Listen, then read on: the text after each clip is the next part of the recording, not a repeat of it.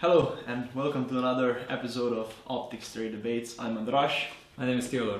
And today we're going to talk about differences between CQB and hunting rifle scopes. Let's start this by asking, what are hunting rifle scopes used for and what are CQB rifle scopes used for? We can see that they are both of the wide angle type. Yeah, this is wide angle hunting scopes and wide angle CQB scopes. Well, with a wide angle hunting scopes, these are most meant for driven hunts. So in Europe that means mostly on wild boars, in some other parts of the world also on other deer, but it is meant for hunting where the animals are moving, running, and you need to do a rapid target acquisition, if we speak in a little bit in tactical terms, and shoot on a moving game. With CQB, this is close quarter battle. They're mostly used on the IPSC dynamic shooting. Normally the professional users like military and police, they use them also in different tactical situations. So this is on moving game. This is mostly for the IPSC and other dynamical competitions. Okay, since they're used for different purposes, there are a bunch of specific differences between these two groups. Yeah. And the first question, what is the difference when it comes to magnification range? Well, most of the shops on the internet don't even differentiate between CQB and wide angle hunting scopes. We do, because we think that the differences are so big that we need to say that these two scopes are different, that these two groups of scopes are different. However, in terms of magnification, there is almost no difference. All of these two scopes start at 1 with true 1 power magnification, so that the user is able to use them with both eyes open. So when a shooter is looking through the scope, he sees the image from both two eyes, and then the brain put both two images together and you see a red dot and a reticle on the image. So in terms of magnification, they all start at 1 and then they go all the way up to 10.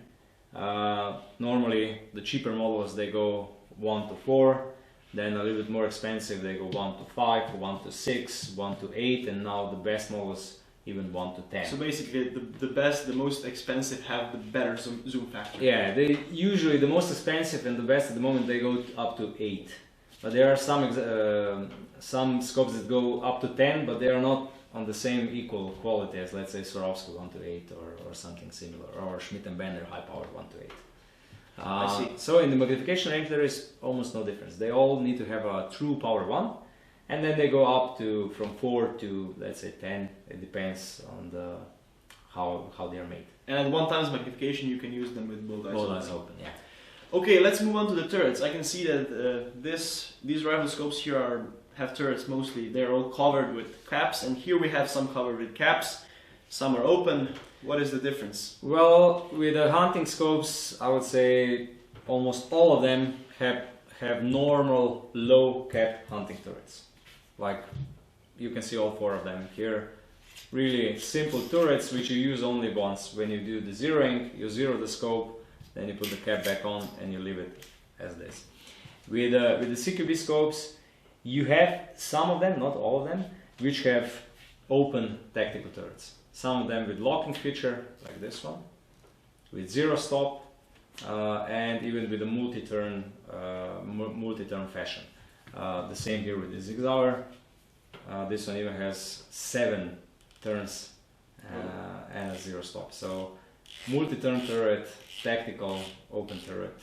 So this is a turret which can be found only on CQB scopes. On hunting scopes you always find capped, and in really rare occasions you can find premium European brands like Swarovski and Leica and Zeiss and Schmidt & Bender, which on request produce these scopes with a BDC turret, which is not the same like these tactical open turrets. So I bet that one of the reasons for them not being covered with caps is that you can quickly access them.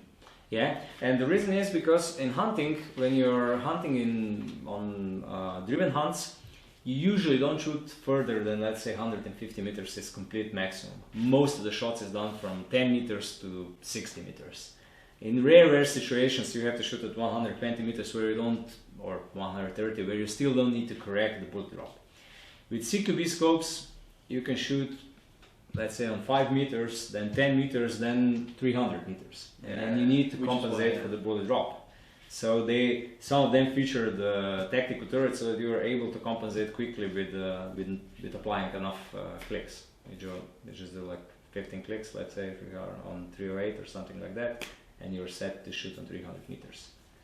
Okay, moving on to the reticle. I bet that since CQB rifle scopes are used more in tactical situations, they probably have a more complex reticle than the hunting type. I would say this is the main difference. The main difference is that with hunting wide-angle scopes, there is basically just one fashion of reticles. This is second focal plane, plane 4 or duplex, it depends from the manufacturer, reticle with an illuminated central dot. That's it. Some of them, again in the premium European class, they also have a circle dot, so that means an illuminated circle and an illuminated dot inside in the center of the circle. And this is the most common reticle which is found in the wide-angle hunting scopes. With CQB, there is a bunch of reticles, really a big choice. Some of them have bullet drop compensation, so they have hashes for holdover. Some of them have horseshoe around them, so that the illumination is better or stronger. They have even hashes for windage compensation, and a lot of them have a reticle in the first focal plane, not in the second. Some of them have in the second, some of them have in the first, so that you're able to compensate the bullet drop on any distance, no matter at what magnification your scope is at that moment. So these two are both, the primary arms and the Sig Sauer, they're both first focal plane. These two, the Vortex Strike Eagle and Vortex Viper, they're both second focal plane.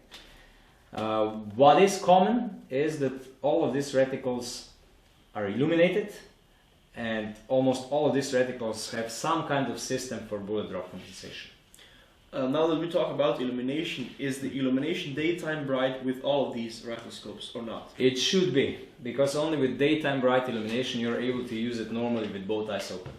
You are able to buy like this Leupold, which has a normal non-illuminated reticle, but the use is a little bit more difficult. It's not so easy than with illuminated reticles. So mostly they are all illuminated and daytime bright illuminated. So. Okay. The next thing that I would like for our viewers to know is the size and the weight. Is there any difference between these two groups as regards size and weight? In general, there are no major differences, but there are a couple of them small differences which needs to be pointed out. The first thing is that with hunting rifle scopes you can have railed version of the scopes, so you have a rail mounting. This is something what you're not able to find in the CQB category. Like this Leica has a size rail, and this Schmidt & Bender has their own convex rail. This is something which is you're not able to find in the CQB scopes. The reason for that is that these scopes are mostly mounted on AR platform rifles, so they need a cantilever mount which puts the scope further in front. And there are only, at least in my knowledge, 2 producers of cantilever mounts which are suitable for rail mounting, because it's so uncommon, and this is the reason why they are mostly ring mounted.